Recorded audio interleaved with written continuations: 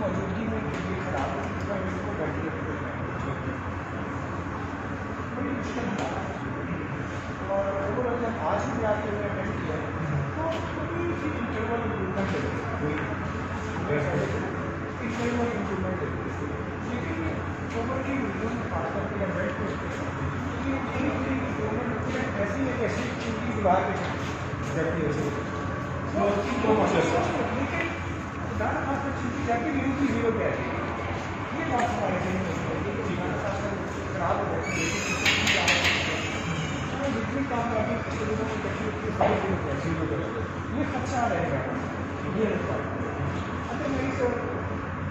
जब हम उसको ट्रीट कर रहे थे वैसे उस तरह की मुझे अपनी कुछ एडजस्टमेंट की जो कि साथ साथ करते रहते हैं, क्योंकि जिगर का मेरे खराबी है साथ साथ है के साथ LF की टेस्ट कुछ करा दी है और हम दवाइयाँ कुछ किताबों की एडजस्ट करके तरीके से दे रहे हैं।